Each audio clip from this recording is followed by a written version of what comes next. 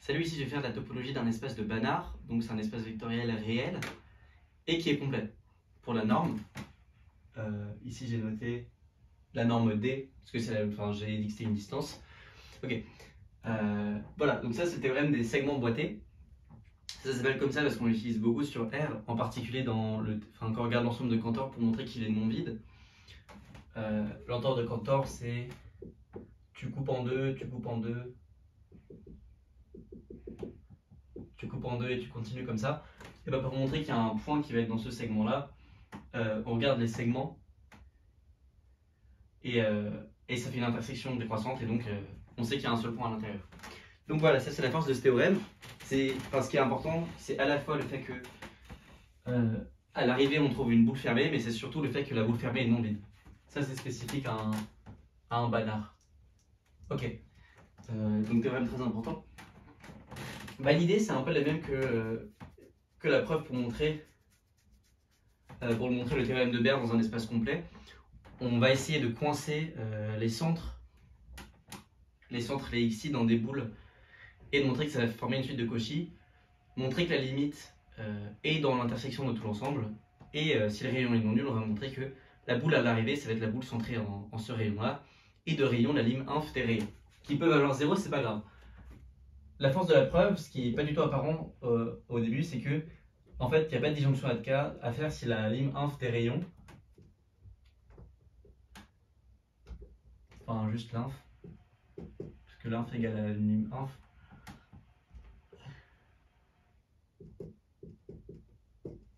Ok. Bon bah, il se passe quand même deux choses très différentes si le rayon tend vers 0 et si le rayon ne tend pas vers 0. Si le rayon tend vers 0, bon bah c'est facile, on a une boule et on continue d'attaquer dans cette boule. Et on voit qu'on va direct pouvoir appliquer le critère de Cauchy, enfin dire que on a fait une suite de Cauchy parce que le rayon tend vers 0 et à partir d'un certain rang, le centre est dans la boule d'avant, donc ça marchait. Mais on va pouvoir faire la même chose par un argument un peu plus compliqué. Si le rayon est strictement positif, donc dans ce cas-là, ça veut dire qu'en gros on se resserre, on converge vers un rayon R. Voilà, et on va montrer que tout va bien se passer, même si le rayon est strictement positif.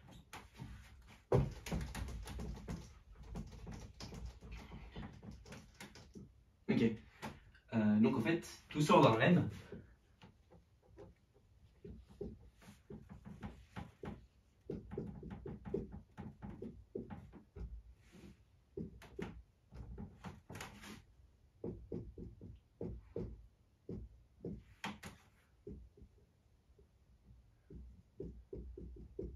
Qui est vrai dans n'importe quel espace métrique.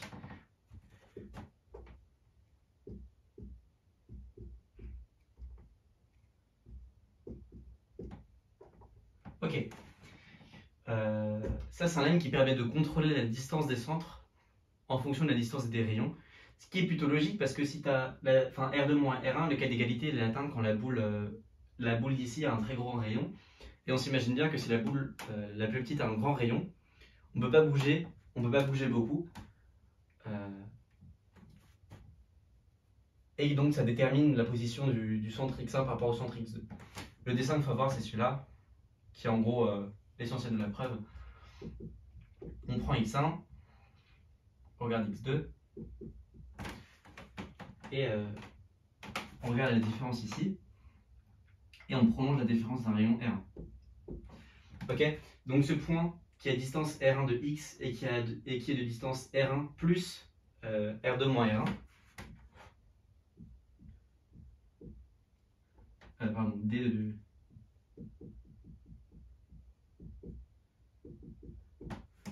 Et qui a distance x1, x2 plus R1, et bien il est encore, par l'inclusion de la boule x1, R1, il est encore dans la boule x2, R2. Donc ce qu'on a, c'est que c'est exactement l'inégalité ici, d de x1, x2 plus R1 est plus petit que R2. Voilà, donc ça c'est le seul truc dont on a besoin pour montrer que nos suites de Cauchy. Pour montrer que nos suites sont de Cauchy. Voilà, ça c'est fait. Maintenant on prend soit epsilon strictement positif, soit n dans n tel que n plus grand que n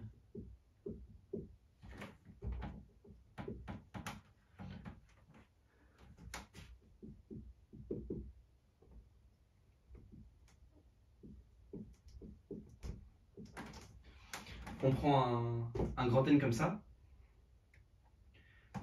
Et ça implique notamment que si P et Q sont plus grands que N, on applique plus grand que grand N.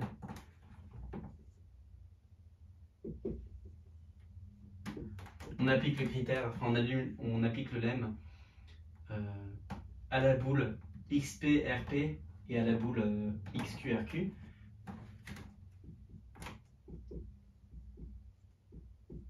Plus petit que epsilon. Voilà, donc on a fait les suites de Cauchy, on est content. Tout ça pour dire que la suite des xi converge.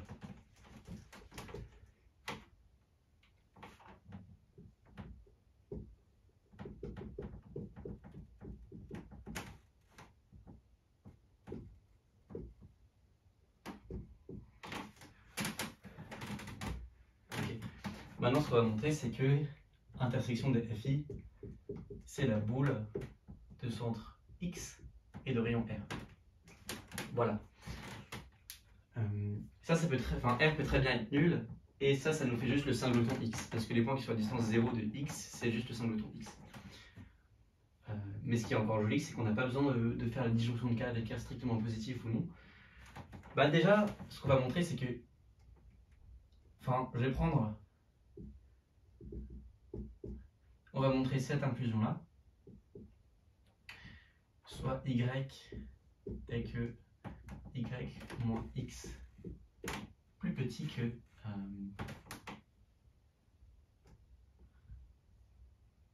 la boule fermée. Une intersection de fermée, c'est fermé, donc ça c'est forcément la boule fermée. Bah, l'avantage, c'est que je peux prendre y moins x strictement plus petit que r. Il me semble que ça va nous aider dans la preuve.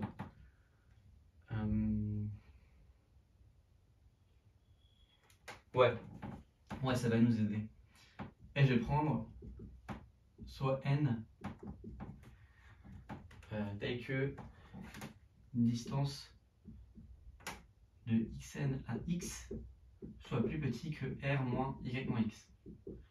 C'est marrant cet argument parce qu'a priori on pourrait montrer très bien que si la distance à x est plus petite que r au sens large, alors y est dans cet ensemble-là. Mais ce qui est marrant, c'est que comme c'est un ensemble fermé, on a juste besoin de montrer si l'inégalité est stricte. Ouais. On peut faire... le seul souci, c'est qu'ici, on n'a pas traité le cas r égale 0, parce que on ne montre pas que x est dans cet ensemble-là. Enfin, on ne montre pas que x est dans cet ensemble-là, mais en fait, si, parce que on a que xk, je fais juste une aparté, on a que pour tout n, si je prends k plus grand que n, alors j'ai que xk, il est dans fk, donc il est dans fn. Ok, xk est dans fn et ça tend vers x. Donc, moralité, j'ai que x est dans fn. J'ai fait ça pour tout n, donc x est dans l'intersection des fn. Donc, en gros, on a traité le cas r égale 0. Et pour le cas r strictement positif, on peut faire ça. Ok, alors, ce qui se passe, c'est que la distance de y à xn, elle est plus petite que y moins x plus ça, r moins y moins x par l'inégalité triangulaire. Ok, et ça, c'est plus petit que rn. Donc y est dans la boule fermée par xn. On a que y est dans b et dans fn. On a ça pour tout n, et donc ça montre l'inclusion.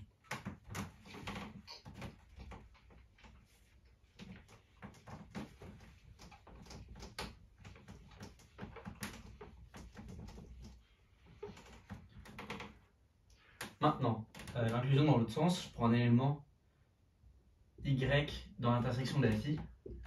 On voit très bien ce qui se passe. Le rayon des FI tend vers R, le centre des xi tend vers R, enfin il tend vers X. Donc s'il est dans tous les FI, les propriétés vont très bien passer à la limite et c'est ce qui se passe.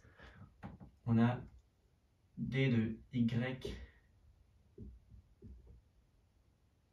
moins. On a la distance de y à xn qui est plus petite que rn. si je fais tendre ça vers un infini, ça tend vers la distance de y, distance x, et ça tend vers r. Donc tout se passe très bien. Si j'ai un point qui est dans l'intersection des FI, alors il est dans cette boule. Voilà. C'est un peu astucieux quand même le fait de devoir prendre un point qui est strictement plus proche pour la preuve d'avant, pour l'inclusion ici. C'est un peu astucieux mais c'est rigolo et c'est un truc qu'il faut garder en tête. Dans les espèces de bazar, tu peux jamais disparaître en gros. Même quand tu as des trucs décroissants, tu peux forcément arriver à extraire des points et t'en sortir.